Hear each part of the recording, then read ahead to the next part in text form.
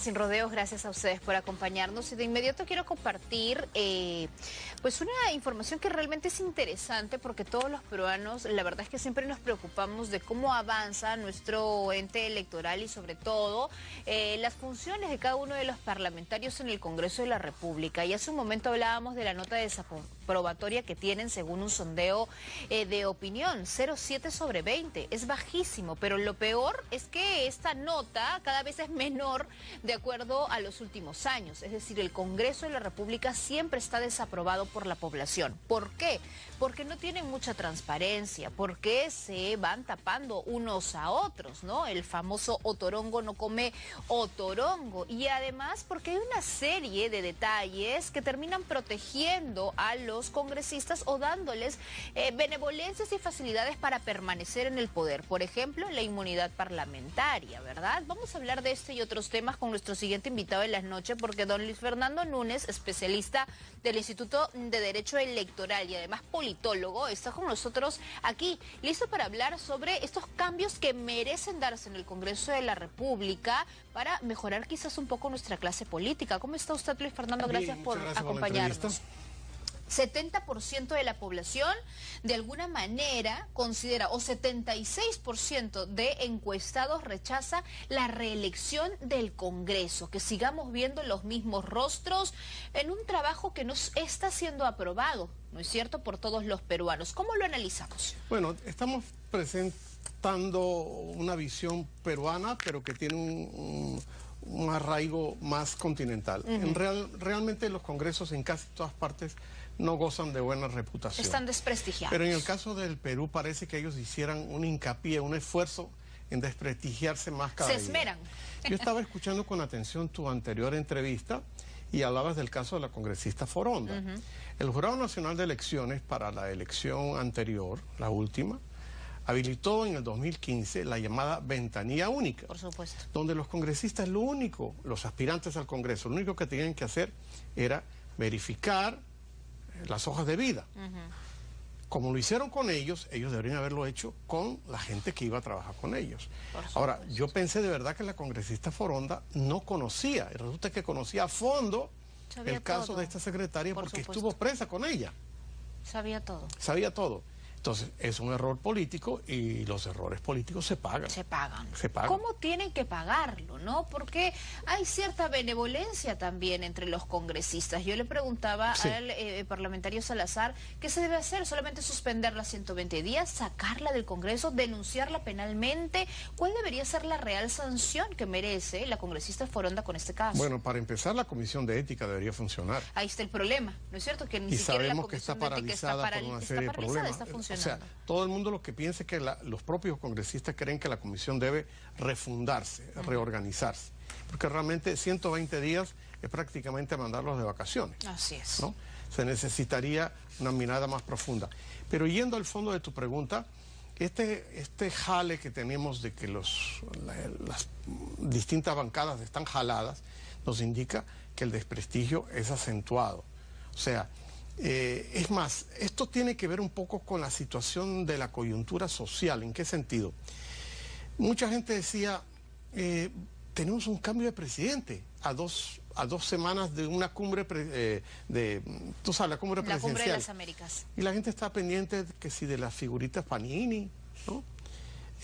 Ahora estamos pendientes de lamentar el resultado de Paola Guerrero. O sea, la mente de los ciudadanos está como en un Netflix ciudadano. No quiero saber nada de lo que está pasando y me dedico a ver otras series o me dedico a ver algo que tiene que ver con mi persona. Pero eso tiene un porqué. Eso tiene un porqué. La gente se ha descontentado de la política justamente por los resultados de la corrupción. Y en el fondo tu pregunta tenía que ver también con lo de la reelección. Yo no estoy tan seguro que es un problema con los reelectos. Yo creo que es un problema de la clase política, porque fallan tanto los viejos como los nuevos. Tal vez los nuevos por mayor impericia, pero no es porque uno sepa más que debe ser reelegido. Si tú le preguntas a la gente de a pie, por supuesto que no quieren la reelección. Es más, por ellos el Congreso sería cerrado. Sí, mucha gente lo preferiría. Pero ¿por tenemos qué? que recordar que también en abril del 92 también la gente quería que el Congreso se cerrara, por distintos motivos. del golpe de Fujimori. Es verdad. La gente también no está muy clara en las funciones del congresista. Yo he hecho varias encuestas por ahí. La gente confunde si el congresista sí puede hacer obras, o puede prometer, o es un gestionador. El Congreso debería marketearse un poquito mejor. Yo siempre he dicho por qué en el Congreso hay este tipo de comisiones investigadoras, como Lavallato, por supuesto, ¿no? Que tiene un gran presupuesto, que está ahora en la palestra, en medio del tapete y de la polémica. Así es. Pero ¿es realmente oportuno y bueno su trabajo? ¿Qué gana el Congreso haciendo estas investigaciones si finalmente recomienda al Ministerio Público? Ellos no son el Poder Judicial, ellos no tienen la autoridad para poder sentenciar, juzgar, más recomendar, ¿no? Entonces, claro, ¿realmente vale la pena gastar esfuerzos y dinero en este tipo de comisiones o nuestros parlamentarios deberían centrarse en legislar? Yo soy más partidario que deberían centrarse en legislar, que es una de las 3 funciones que tiene.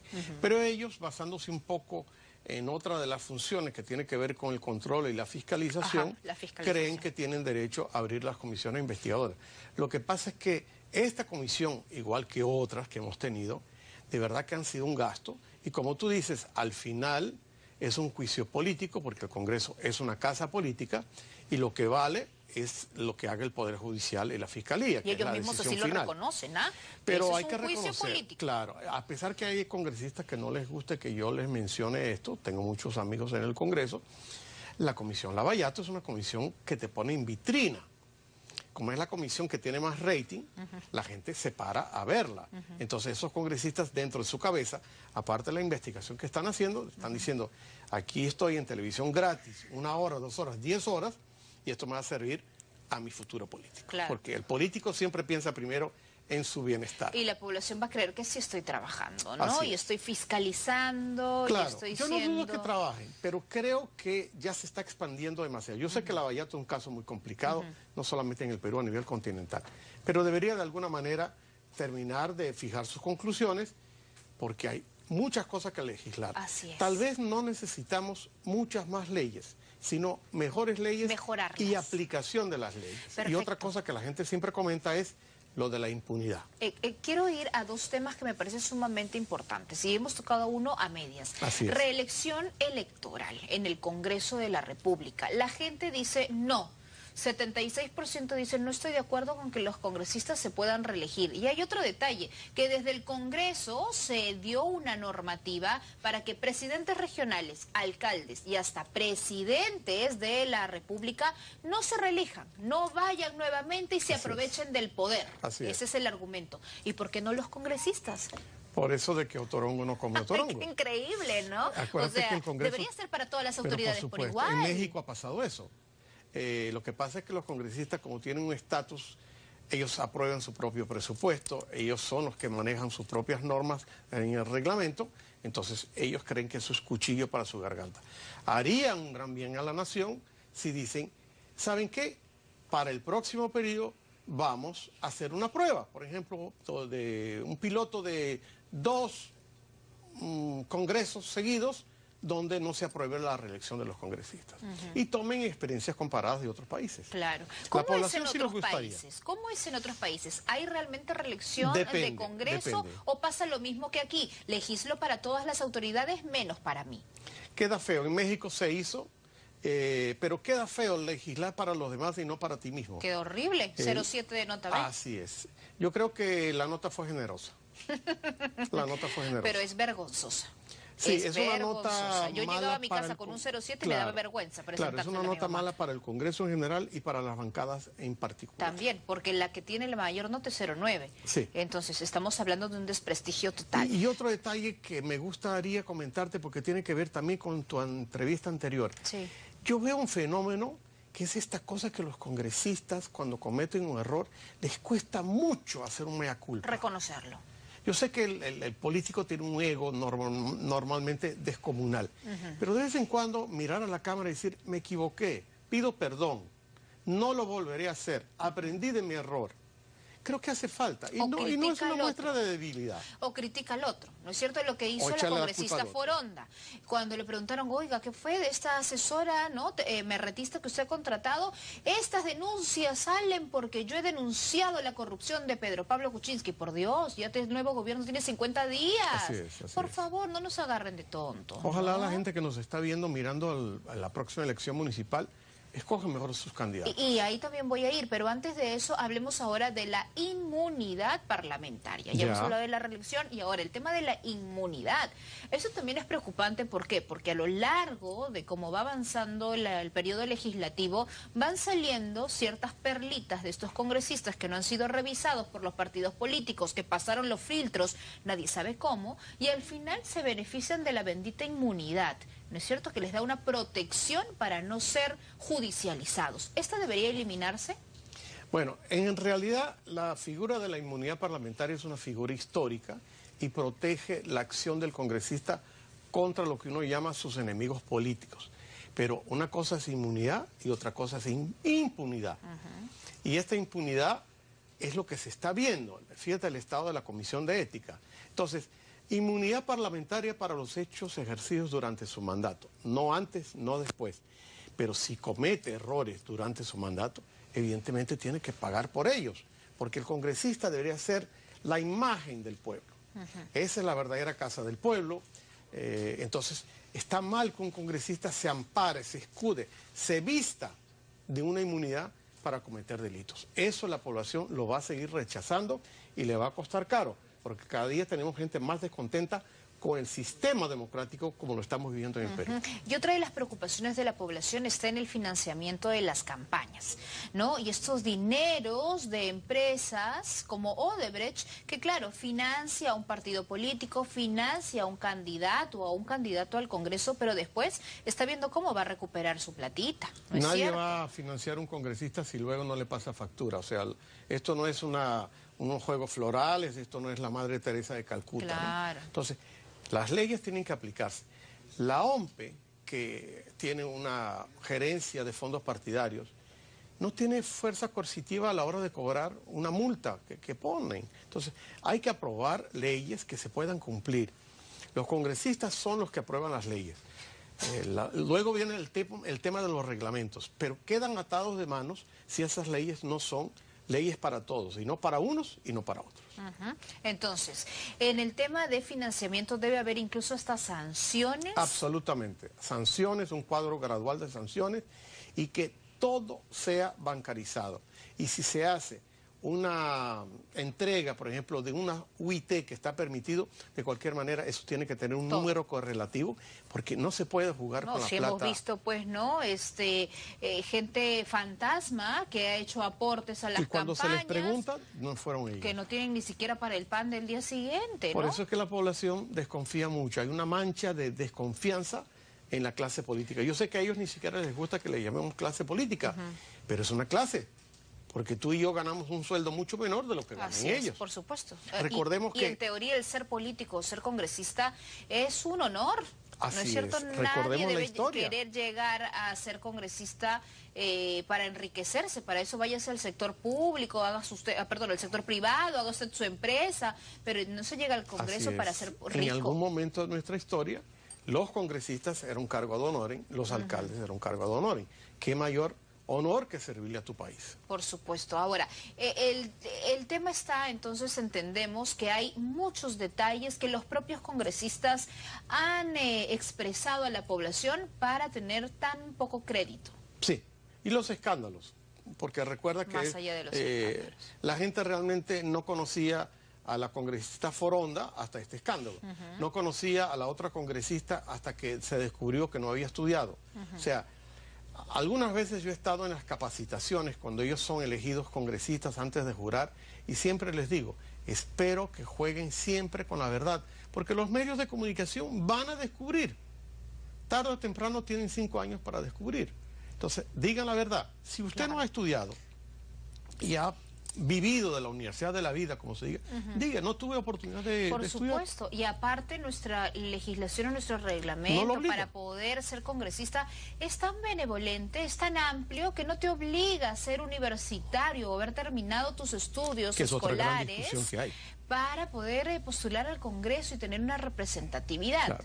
¿no? Entonces no necesitas mentir. No necesitas mentir. Claro, eso te lleva a una gran discusión que hay ahorita de si a una persona para una entidad público-privada se le pide no sé cuánto del CV documentado y al congresista se le dice bienvenido, Claro. no más. Gracias a Dios que lo que se busca es la igualdad de ser elegido ante la ley, ¿no? Se evita la discriminación por cuestiones económicas o por acceso a la educación. Y se acude a los asesores, que sí son personas que deben tener la preparación. Pero yo no puedo creer que un congresista se lance a una reelección o alguien que se lance a una campaña electoral sin tener los instrumentos mínimos de sentido común para ir luego a levantar un dedo o apretar un dedo a la hora de votar. Claro, si al final vas a votar, ¿no?, por los nuevos reglamentos y por la legislación que rige un país, o sea, no puede ser posible que previamente no les hayas pedido Así algo es. básico de conocimiento, ¿no? Y lo que yo digo del sentido común, cada vez que ellos aprietan el botón en rojo, en ámbar o en verde, están votando por el destino de nosotros y, por ejemplo, de los bebés que tú vas a tener. O sea, tienes que pensar en realidad en el pueblo, en la gente, y no en los intereses de una camiseta política. Otro detalle también importante que me gustaría analizarlo con usted, Luis Fernando, es el tema de nuestros partidos políticos que se han convertido en vientres de alquiler, Sí. ¿no? Fuerza Popular, el 15% nada más de las personas que tiene en el Congreso son militantes, el resto son invitados. Así es. ¿No? Y el propio presidente, pues ahora es presidente con una bancada que ni siquiera es un partido que a él le representa, porque también fue un invitado. Entonces, ¿cómo hacemos con estos partidos políticos que se han convertido solamente en un vientre de alquiler, ¿no? Sí. Si tus televidentes entran a la página del Registro de Organizaciones Políticas, van a encontrar 23 partidos políticos nacionales y más de 300 grupos regionales. Ajá. Pero como tú dices, la mayoría son vientres de alquiler. Se pueden contar con la mano los grandes partidos históricos del Perú. Debería haber un reglamento, una forma de hacer que eso de alguna manera tenga una normativa, porque no puede ser que cualquiera diga, mira, ¿cuánto cuesta tu membresía? $200,000, toma. Y me agarro un partido y hago con el partido lo que le da la gana. Es una mentira al elector, es una mentira a los que fundaron ese partido y a sus propios militantes. Seamos sinceros. Estamos pegados con baba. en El cuanto a los secreto partidos. a voces, ¿no? Lo que todo el mundo comenta es que quien toma el número 1 o 2 de las listas es el que ha dado más dinero Así es. para la campaña. Por eso es que no se les revisó sus antecedentes, si tenían procesos judiciales, si estaban implicados en la minería ilegal. Así es. ¿No? ¿Por qué? Porque obviamente se tapan los ojos con las vendas porque han dado dinero. Yo, en nombre del instituto que vengo a representar hoy, espero que la gente en el Congreso tome esto como una lección aprendida. El Instituto Peruano de Estudios Municipales y Electorales lo dice. Debemos, de alguna manera, brindarle al elector toda la información necesaria para que en la próxima elección vote y vote bien. Y ya pensando en la elección del 2021. Estamos a elecciones, además 2018 es. tenemos nuevas elecciones El 7 de regionales y octubre. municipales, ¿no? Y esto es importante porque también vemos una gran cantidad de candidatos. Por ejemplo, el Sillón de Lima, tenemos por lo menos unos 12 candidatos. Sí. Y si los analizamos, también son con partidos vecinales, movimientos que recién han salido, que no tienen mucha trascendencia, no son muy conocidos, o algunos también de invitados. Así es. O sea, estamos bajo la misma realidad, nada ha cambiado. Nada ha cambiado. Yo creo que la población va a despertar y se va a enterar, porque muchos no se han enterado, que tenemos elecciones el 7 de octubre después de Fiestas Patrias. Primero vamos a estar con el Mundial, después viene Fiestas Patrias, y después, hay elecciones dentro de 2 meses. Ahí yo espero que la gente empiece un poco. El elector vota por emociones, ¿no? Sí. Pero que empiece un Vota poco a por el que me enterarse cayó bien. quiénes son los candidatos y el gran problema de Lima, el tráfico y la inseguridad. O sea, ahí también debemos hacer un mea culpa. Así como exigimos que los políticos son malísimos y que llegan al poder solamente para enriquecerse, también nosotros, ¿no es cierto?, como electores, ¿qué hacemos? ¿Cómo nos preparamos para poder elegir de manera correcta? Así es. ¿No? Ahí también debemos nosotros como ciudadanos hacer un mea culpa porque votamos a la emoción, no al conocimiento. Por eso en el Instituto Peruano de Derecho Electoral hemos sacado un manual para candidatos y vamos a sacar un segundo tomo que tiene que ver con modernización de partidos y con todos estos problemas que tú y yo hemos comentado en la noche de hoy. Perfecto. Luis Fernando, muchísimas gracias por haber estado esta noche con nosotros, y todavía el tema electoral, hay tanto por conversar y por trabajar en nuestro país. Si queremos ser un país que vaya desarrollando, uno de los pilares no solamente es combatir la desnutrición, mejorar la educación a nivel nacional, sino también reforzar nuestros partidos políticos, ¿no? Bueno, es que ATV+ siempre está pendiente de estos temas. Y aquí estamos, es parte de nuestro compromiso. Gracias por haber estado con nosotros y también gracias a ustedes por habernos acompañado.